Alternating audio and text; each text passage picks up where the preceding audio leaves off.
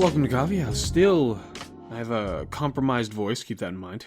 Beyond that, it's a pretty big day, so we have Politico reporting that they have been leaked a draft opinion of SCOTUS regarding the Dobbs case that is currently being decided by the Supreme Court, and the authentication of the decision has since been confirmed, I believe by a statement by Chief Justice John Roberts. The quotes from the decision as put forth by Politico, one of them includes, quote, "We hold that Roe and Casey must be overturned," end quote. So obviously Roe v. Wade and Planned Parenthood v. Casey, the two big cases governing abortion and the ability for states to abridge rights to an abortion, or access to an abortion anyway. The majority opinion was apparently penned by Justice Alito, and he adds, quote, "Roe was egregiously wrong from the start," end quote, and opines that we must now return to the Constitution and leave it to the states, the elected representatives, to determine what to do when it comes to abortion. So obviously, as you can imagine, there were shockwaves through the digital and real life world. Apparently, they erected a number of fences around the Supreme Court overnight, and there are already protesters there.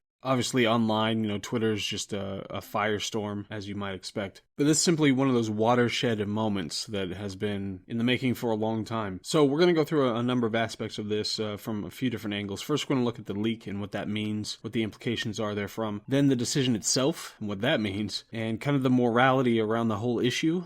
I don't think this is something that we've talked about explicitly, have we? At any time through this, we've had a couple of books that were related to it, tangential ways, but I don't know that we've talked about it explicitly. And then the big picture, to kind of see where we are situated in the arc of history. So first, the leak itself, insane. It's utterly insane, to my knowledge, and it might just not have been reported on as vociferously as this one. But as far as I know, this is the first time this has happened, is that you had a leaked SCOTUS opinion about a topic that, was about to be decided. It's about something that's this politically incendiary. And it's one of those, obviously it's highly unlikely that it was just accidental, like somebody's trying to email it to a colleague and accidentally included their gardener or something in it. I'm sure that wasn't the case. But Chief Justice John Roberts has assured the world that there will be a full investigation to determine the leak, and that he was going to enlist the FBI, which is not reassuring in any way, to try to figure it out. So, and it turns out it's a 5-4 decision, and Chief Justice John Roberts, as is often the case, to have joined with the conservative justices for that decision. Now, there are a number of things to consider about the leak. The most likely scenario is that one of the liberal justices or an employee, a staff member of one of the liberal justices wanted to leak this to start up the outrage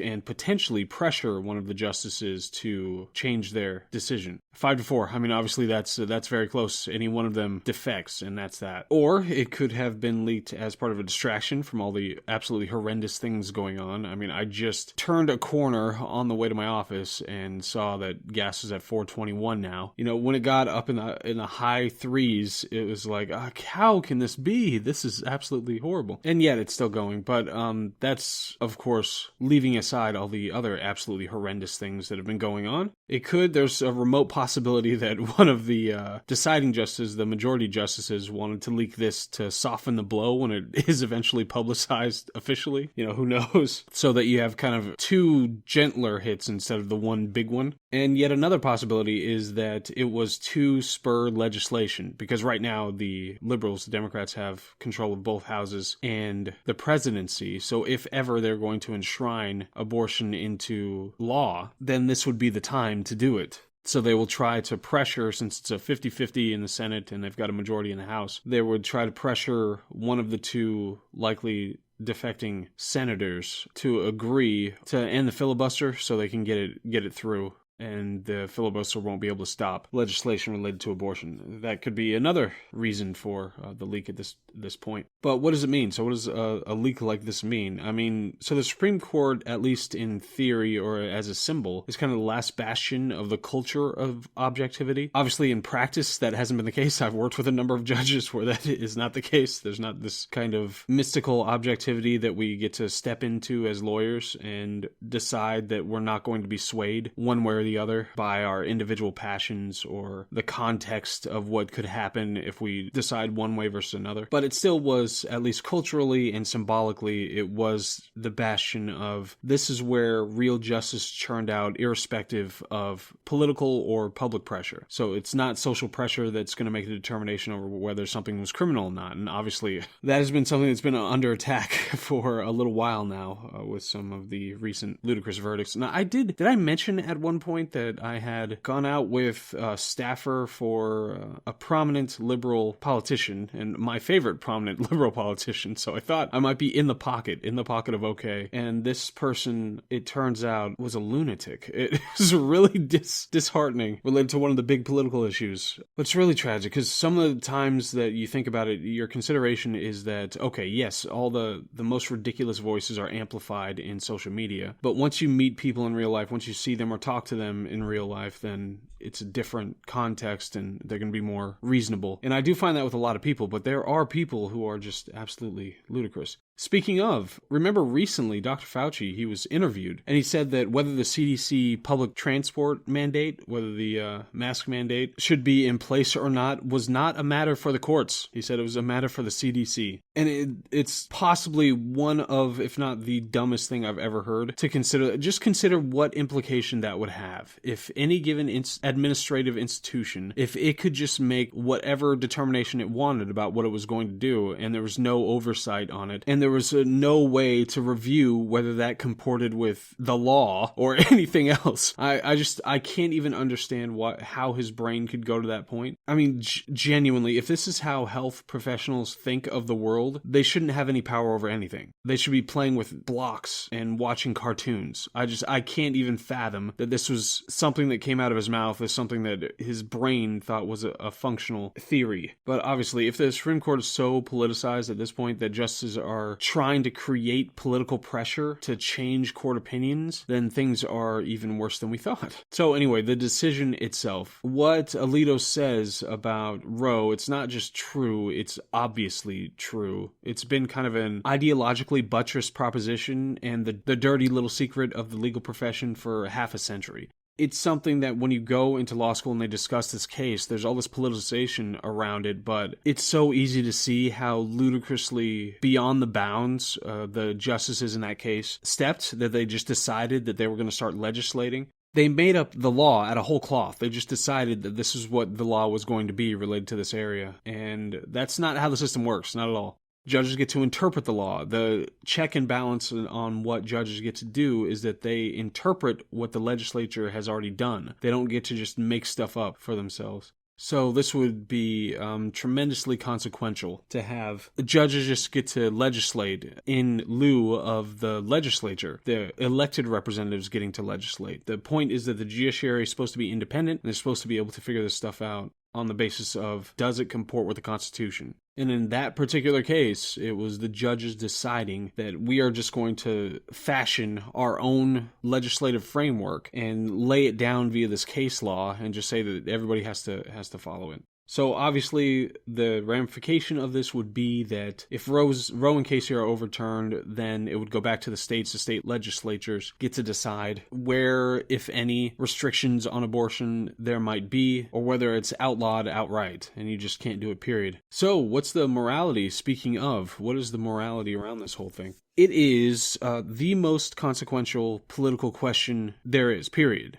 There's nothing more consequential than this question, and that is, okay, when is it a life? From one moment, it has no rights, it has the significance of a tooth cleaning, it doesn't matter in any way, shape, or form, legally, morally. You could do it 1,000,000 times a day and it would make no difference. And then on the other side of that moment, it is the conscious murder of the most vulnerable human being on earth, and the collective persons who have the least amount of ability to protect themselves and the fewest advocates for them in that situation. So there's some moment on one side of the moment, it's perfectly fine. On the other side of the moment, no, it's the worst thing that you can do. And the most ridiculous thing about that whole question is that Every time I've ever talked to somebody about abortion who's a liberal or conservative but pro-choice, every single one of them I've ever talked to, they were adamant about, the bumper sticker argument on the one side, it's my body, my choice thing, that no, you don't have any right to make this determination. And then when you ask them to, okay, well, obviously since that's your position, then we need to know at what point is it different. And every single one of them has said, I don't know, it's somewhere around the first trimester, it's a certain number of weeks or whatever. What do you mean you don't know? What do you mean maybe here, maybe there? That is, again, the most consequential question there can be, and yet it's not one that you can state with absolute certainty, that you have this down cold without a question or a shadow of a doubt. That's absolutely ludicrous. So the upshot of that is that for a good 50 years, and this isn't something that most people I think would have been aware of long term, is that you likely have the psychological archetypal lost value for the idea of life and children over the course of the last 50 years. And that being a theory, you can certainly see the fruits of that theory long term. You can see that when it comes to family, the rates of entering a family, of creating a family, the rates of people just sticking with family in general, of motherhood, of marriage, all of those things have been on a decline for an extended period of time. And then just look at it. When it comes to the value of children in general, it's been, no, you have to look at the climate because they're going to be a blight on the climate, so don't have them. Mothers and teachers becoming dramatically more self-interested in lieu of concern for their children or pupils. Likely the long-term effects of that decision at that time. That's something that it just seems like it's had a growing effect. It's not something that we just reached a plateau and that was that, and then we kind of moved on from there. It's something that's been growing and growing and growing. It went from, safe, legal, and rare to something to be celebrated. It went from the most extreme cases of rape and incest to it's a minor inconvenience to my life and therefore it's something that should be destroyed. There was something behind that. There was some kind of a long-term decay that contributed to that dramatic shift in positions. So apart from that, and this is one thing that I would have considered, when I initially read this book way back when, the Donahue-Levitt hypothesis. So this is published in the Quarterly Journal of Economics in May 2001, and it showed up in their book later, Freakonomics, in 2005, and they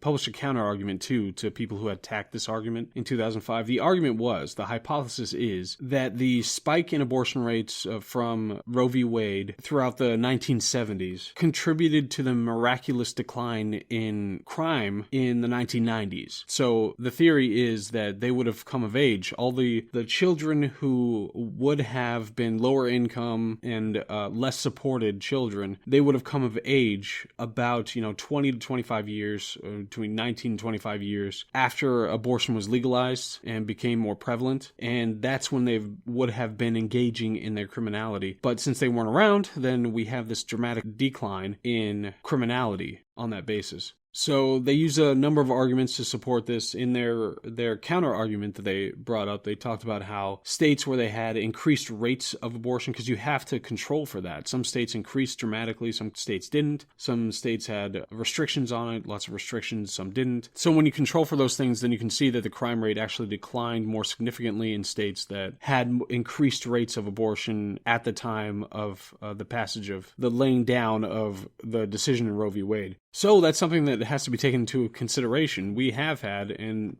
I think we just talked about this in the last episode, of Better Angels, where Steven Pinker talks about how the criminality has been declining dramatically. And of course, one thing to look at would be to look at different countries and how crime has worked there. But you'd have to control for a number of different things in the United States that makes the United States special. But anyway, so Steven Pinker talks about this, how there's been a dramatic decline in criminality over the course of decades. And so a lot, there are a number of theories for the causes of that, and some is the broken glass theory, and that there's just increased police presence and all that sort of thing that prevented the criminality. But it's most certainly possible that one of the major contributors to a decline in crime, it makes perfect logical sense, and there's some statistical reason to believe it, is that abortion was codified at the time, at least in judicial form. Now, obviously, we killed all the criminals before they had the opportunity to decide to be criminals is not a morally admirable position. Everybody saw Minority Report. It's the whole point in that movie.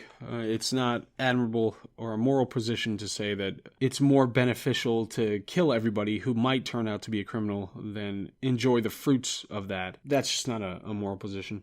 But of course, obviously, this wouldn't ban abortion in every state. This would just leave it up to the states to be able to do what they will when it comes to abortion. Okay, so when it comes to the big picture, though, the left has been crying wolf for at least 5.5 years. You know, one thing through the Trump presidency is everything the guy had to say, no matter what it was about what, they would scream as if it was the worst thing in the universe. And every time somebody on social media questioned the validity of a vaccine or masks or mask mandates in general, or when somebody used the wrong pronoun, it even got to the point of crying about people saying learn to code to journalists who were just laid off. And those people were punished on Twitter, by the way. You weren't able to tweet learn to code at a journalist. Anybody who wants to talk about how, you know, the censorship was just to prevent COVID misinformation or something like that. Yeah, that was the thing. Is that anybody who tweeted learn to code at a journalist was deemed hate speech or disinformation and banned from the platform. And so now, of course, the sky is falling when it comes to this. I think a lot of people who are going to hear about this and have that initial tinge of outrage and then realize, oh, it's left up to the states, that's going to be a kind of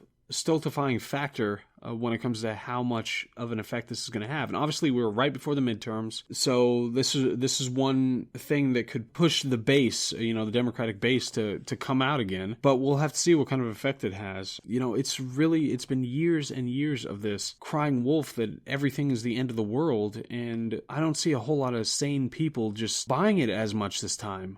It's just there have been so many gymnastics, just intellectual, emotional, and rhetorical gymnastics routines that we've seen for the past however many years, when it talks about how evil and horrible all these incredibly basic things are, like espousing the classic and obvious definition of a woman. I just don't know if there's going to be, I'm not sure how people are going to respond to this. And if they're just going to go right back into their mode, their outrage mode in the same way, I don't know if that's still going to work. Because over time, people, they get desensitized to these kinds of things. So I'm not sure, but there are quite a few lunatics out there. So we'll have to see. Anyway, so that was that episode. That was cheery. And now we're going to go on. Like I said, we're going to have the Bezos book coming up. And then more affective neuroscience after that, and some fiction after that, and that will be the next couple of weeks. I hope all is well, and I will see you on the next one. All right, bye.